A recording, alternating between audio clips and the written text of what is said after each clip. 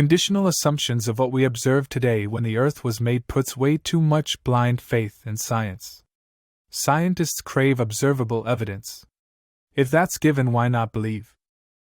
We present a theory that makes sense in how God created the Earth in the first 3 days. The next 3 days should be self-explanatory. We introduce the concept of the Trinity and bind the forces of nature into a single superforce, expanding on Einstein's closed inseparable system and Stephen Hawking's gravity, who said there was some greater underlying theory to what it is. Not forgetting that Jesus walked on water, knocking our understanding of what gravity is. Regular pulses of radio waves from some cosmic lighthouse is evidence of some communication system or regulator in the beginning. A grid theory in the firmament is given to explain how things could be moved. Jesus said the Father cuts off branches that don't bear good fruits. Why wouldn't he do that to whole planets and strip away parts to make the Earth and in the timescales of Genesis 1? We think Mars was stripped. What we see in it today are byproducts of that process. God's voice in the early universe left bumps in the CMB's radiation. The theory helps explain why today we see Jupiter made up of compressed hydrogen. This being from the waters above and below getting split in Genesis 1 verse 7. With Jesus being the first creationary star. It's no accident the Eagle Nebula seems to have dust from 20 or more stars when in fact it all probably just came from one. Coincidentally, in the secret book of John, Jesus said he was an eagle perched on Eden's tree of knowledge. A mechanism closer to string theory is presented. Multi-dimensional space explains the geometrical proportions and positions of the sun and moon. The interaction between light and strings to make matter is also described. Clarifying also why in Matthew 18 verse 20, Jesus said he is the light over all things. From me, all came forth. Split wood or lift a stone and you'll find me there. In the book of Revelation he tells us in more plain speech, saying he is the bright and morning star. In another video of modern-day crop circles we see how the DNA of seeds change for them grow much faster with just seconds of starlight exposure. This somewhat explains how in just one day, God could have created an entire new set of species on days 3, 4, 5, and 6. And just maybe why Darwin concluded that light will be thrown onto the origins of man. Our purpose is to explain things as simply as possible, if only to grow belief and admiration of God the Father, Jesus the Son, and the Spirit. We also explain this genetic relationship through the lens of physics, which is the only sensible way of explaining things before Adam was made.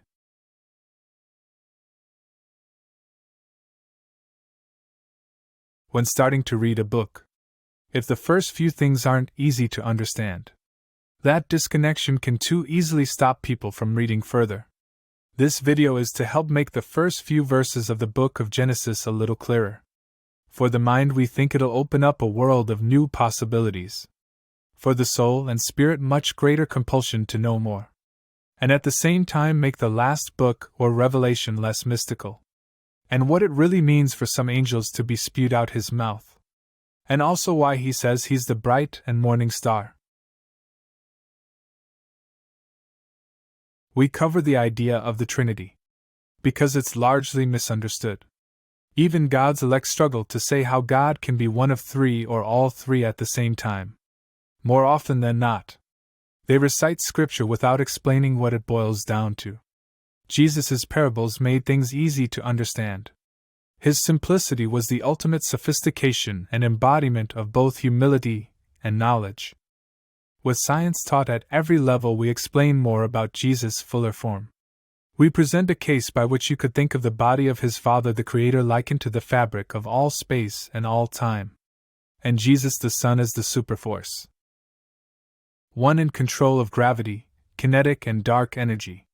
When he walked on water, he taught us a thing or two of our understanding of what gravity is. And someone powerful enough to defy the rules that we in science are so tightly bound by. When you open the Bible, the first book is Genesis. And in the first paragraph it talks about the earth not being formed. The next few paragraphs go on to explain how God created it. Before which it does make three entities very clear. A spirit, a hovering star, waters and darkness on something called the surface of the deep. All of these things existed before the earth. They help build each creationary block in what we understand to be a day. Mind-boggling as it may seem. And to imagine how each creationary step could be done inside just a day. Let's start by explaining the spirit, the star and surface of the deep. The deep is what we know today as being dark matter and energy. Science tells us it makes up most of the universe. About 28% is dark matter or material. 68% is dark energy. It's the thing that makes up all of the mass of galaxies. It's not something scientists can see, but calculations show it must be there. Conceptually, think of dark energy and matter as being the inner fabric of all space. Stars, light-emitting or absorbing things, only make up 5% of all space or planetary materials. The bright morning star is Jesus. The thing that connects the star to all matter is the spirit. Think of the spirit as a signaling system. The star and spirit are the only things that can transcend the boundaries of all space and time, with both being part of the body of the Creator. You can imagine how powerful God the Creator really is. The reverence He merits is taken to a new level if, say, He was to remove that garment. For us, that would mean we would crunch like a sheet of paper only worthy of some bin in the cosmos with time run out. It's the thing that scientists fear the most. Talking about the big crunch or shrink as doomsday scenarios. But fortunately, the book of Revelation speaks of more promising times. And the only book to have given some comfort to Isaac Newton. And in that book, Jesus is the bright and morning star, controlling both gravity and dark energy forces.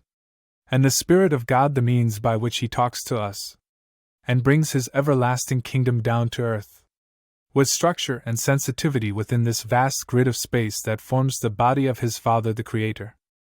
With this grid, spirit, and star set up, it's not impossible for the Creator to engineer all of Earth's building blocks, and in space or other planets, and then attach them onto the Earth, without the constraints we as people may face.